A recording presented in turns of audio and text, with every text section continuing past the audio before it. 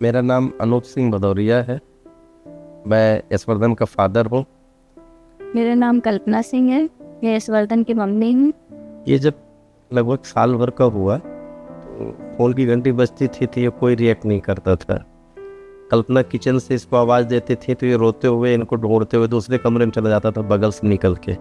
इनकी आवाज़ नहीं सुनता था तो इनको ऐसा एहसास हुआ कि इसको सुनाई नहीं देता है। तो मैंने एक आध बार टीवी पे गाने लगाया तो देख के नाचने लगता था। मैं टेस्ट करना चाहता था तो मुझे लगा कि इसको सुनाई दे रहा है, गाना सुन के डांस कर रहा है, जबकि ऐसा था नहीं।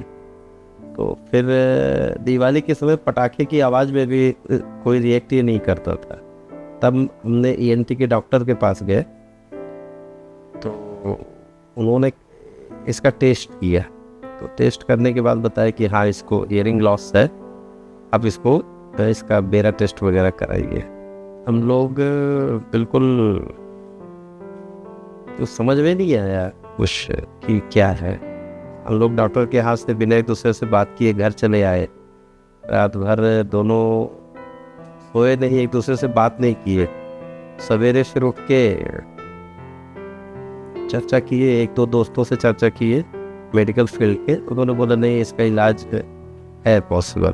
फिर मैंने गूगल में भी सर्च किया और कई वीडियोस भी देखे और कुछ और पेशेंट्स के फादर से मुलाकात हुई, उससे मैंने चर्चा की तो उन्होंने बताया अच्छी सर्विस है।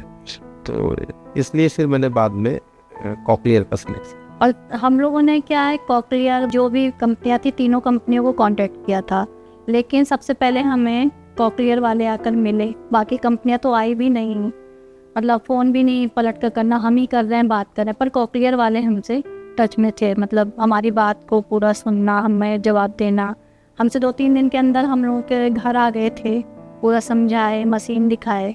जब हमने पूरा पता कर लिया गूगल में, नेट में सारे वीडियो देख लिए कि हाँ इसका इलाज है, बच्चा बोल सकता है, सुन सकता है, तब हमने अपने फैमिली में बताया। हमने किसी को बताया नहीं। इवन मैंने पूरा ऑपरेशन देखा यूट्यूब में, कुछ डॉक्टर के ऑपरेशन भी डले, सब देखा और बच्चों को बोलते देखा। और जब मैंने कॉकलियर इम्प्लांट से संबंधित मैंने जानकारी निकाली तो गूगल में कॉकलियर कंपनी के वीडियो डले थे, तो उसको हमने देखा बच्चों का।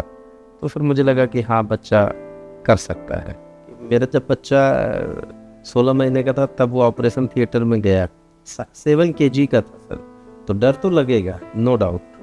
तो मुझे लगता है कि जो भी पेरेंट्स हैं जिनके बच्चों के साथ ऐसा मिसहैपनिंग होती है तो उनको डरना नहीं चाहिए और इम्प्लांट करा करके अधिकतम ध्यान थेरेपी पे देना चाहिए। स्पीच स्विच ऑन होने के बाद थेरेपी चालू हुई। जब उसने पापा बोला, पहला शब्द उसका पापा था, तब लगा कि हाँ, मेरा सब कुछ सही। मेहनत भी पापा की थी, क्योंकि मैंने 1 महीने तक कोई थेरेपी नहीं की थी स्टार्टिंग में।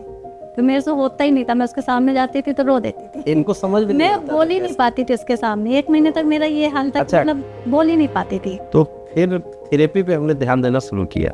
हम लोग जब थेरेपी देते थे तो जैसे अलग अलग एनिमल्स की आवाज़ निकाले और इससे भी निकलवाए, तो हम लोग गोल घेरा बना के बैठ जाते थे। पहले मैं निकालता था, फिर ये, फिर बड़ा वाला बेटा राज्यवर्धन और अंतिम यशवर्धन से निकलवाते थे। तो आफ्टर 15 डेज इसका रिस्पॉन्स आना शुरू हुआ। अच्छा, सुनने तो पहले ही लगा था, जैसे ही ऑपरेशन हुआ स्विच ऑन हुआ सुनने लगा था, तो उसमें तो अपन श्योर हो गए थे। रही बात बोलने की, 15 दिन बाद ये जब इसने पहली बार पा शब्द बोला, फिर पा, फिर इनको माँ, तो बहुत खुशी हुई, जिसको मैं मतलब डिस्क्राइब ही नहीं कर सकता। हमने उसका ऑडियो रिकॉर्ड किया, पापा। वो रिकॉर्ड है। और पहले वो सबसे पहले पापा बोला, फिर दादा बोला, मम्मी तो मुझे 1 महीने बाद अम्मा बोला, मम्मी नहीं बोला, 1 साल तक अम्मा बोला। हाँ, फिर मम्मी बोला। कॉकलियर ने एक गूगल मीट किए थे जिसमें पुणे के डॉक्टर थे, मुझे नाम ध्यान नहीं आ रहा है। तो हम लोगों ने वो गूगल मीट अटेंड की थी। उसमें उन्होंने 2nd ईयर के इम्प्लांट के बाद जो बच्चे की एक्टिविटी होती है और काफ़ी फास्ट हो जाता है हर चीज़ में, सुनने समझने में, तो उन्होंने बताया ये सारी चीज़ें। तब हमने सोचा कि अब इसका 2nd ईयर का इम्प्लांट कराया जाए। 2nd ईयर के ऑपरेशन के जस्ट बाद बहुत ड्रास्टिक चेंज हुआ सर। तो बहुत ज़्यादा खेलने लगा, बहुत एक्टिव हो गया, बहुत अच्छे से सुनने लगा, अच्छा रिस्पॉन्स देने लगा। फिर मुझे लगा कि दोनों कान का एक साथ करा लेता तो मेरे साल भर बच जाते। यस, वर्धन ट्यूशन पढ़ने जाता है, कोचिंग भी जाता है, स्कूल भी जाता है और अच्छा करता है। मैडम से हम लोग कांटेक्ट में रहते हैं, रोज़ पूछते हैं, तो अच्छा कर रहा है, लिख रहा है, मैम को सुनता है अच्छे से, जो पढ़ाती हैं उन्हें पूछती हैं जैसे दूसरे दिन तो वो बताता भी है। यस, और हम घर पर फुटबॉल भी खेलते हैं घर के अंदर ही, और टीवी भी साथ में देखते हैं, तो एक दूसरे लोग कॉपी करते हैं, कैरम खेलते हैं, लूडो खेलते हैं, ड्राइंग करते हैं साथ में। तो साथ साथ वो पूरा दिन ही जो भी काम बड़ा भाई कर रहा है तो यस उसको देख करके वही करता है। एक्वा का इम्पोर्टेंस ये पानी से बचाना मशीन को, तो एक्वा लगा करके बिल्कुल मस्त वो स्विमिंग भी करता है, नहाता है एक्वा लगा करके, बरसात में भी बाहर खेल सकता है हल्की फुल्की बारिश में। और स्कूल जाता है तो टेंशन भी नहीं रहती सर, एक्वा लगा देते हैं, कहीं बारिश हो गई तो मशीन की उतनी टेंशन भी नहीं रहती। तो एक बार प्रोसेसर जो था हम लोगों ने अंदर रख कर भूल गई थी, और हम लोग उस टाइम रेस्टोरेंट गए हुए थे, मेरे को लगा कि वहाँ पर ये छोड़ आया है, इसने निकाल दिया लगता है, तो हमने ऐप में देखा तो वो शो कर रहा था कमरे के अंदर, तो हम लोगों ने यहीं पर ढूंढा तो वो मिल गया, टेबल में रखा हुआ था। तो ऐप का भी अपना फ़ायदा है, उसमें उसका टाइमिंग आता है, उसने कितना सुना, कॉइल कितनी बार गिर रही है उसकी, ये सब उसमें आ जाता है। तो ऐप हम लोग उसका ऐप भी बराबर यूज़ करते हैं, डेली चेक करते हैं। जब सबसे पहले इसका इम्प्लांट हुआ था तो थेरेपिस्ट ने बोला था कम से कम 12 घंटे की हियरिंग होनी चाहिए।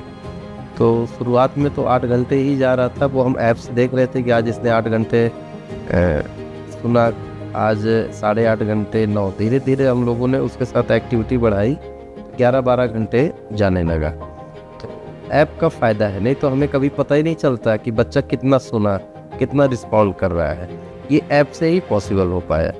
मशीन का इम्पोर्टेंस उसके लिए इतना ज़्यादा है कि वो रात को सोते समय मशीन नहीं उतारता है, उतारने ही नहीं देता। जब वो पूरे तरीके से सो जाता है, डीप स्लीपिंग हो जाता है, तब हम उसकी मशीन निकाल के उसको साफ़ करते हैं और फिर ड्राई बॉक्स में रखते हैं।